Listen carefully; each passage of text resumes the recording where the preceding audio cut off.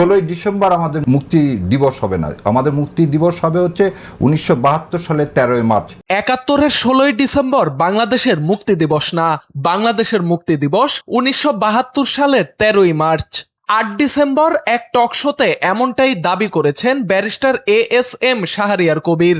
উপস্থাপিকার এক প্রশ্নের জবাবে তিনি বলেন, 1972 সালের 13ই মার্চ যেদিন বঙ্গবন্ধুর দাবির পরিপ্রেক্ষিতে 1.5 লক্ষ ইন্ডিয়ান সোলজার এদেশ ছেড়ে চলে গেল, সেদিনই আমাদের প্রকৃত বিজয় দিবস।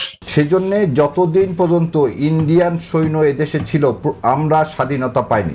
এমন বক্তব্যের সপক্ষে যুক্তি দিয়ে তিনি বলেন, 16ই ডিসেম্বর যখন পাকিস্তানি সেনাবাহিনী আত্মসমর্পণ করলো, তারপর সমগ্র বিভাগ ও জেলাগুলোর ডিসিদেরকে ডেকে সেই জেলাগুলোর দায়িত্বভার নিয়েছিল ইন্ডিয়া। ফলে 16ই ডিসেম্বরের পর থেকে যতদিন এদেশে ভারতীয় সৈন্য ছিল আমরা স্বাধীনতা পাইনি। আমরা প্রকৃত স্বাধীনতা পেয়েছি 1972 সালের 13ই মার্চ। 16ই ডিসেম্বর যখন এই পাকিস্তানি সেনাবাহিনী সারেন্ডার করলো, তারপর সমস্ত বিভাগীয় জেলাগুলোর হেডকোয়ার্টারের ডিসিদেরকে ডেকে সেই জেলাগুলোর দায়িত্বভার নিয়েছিল ইন্ডিয়া।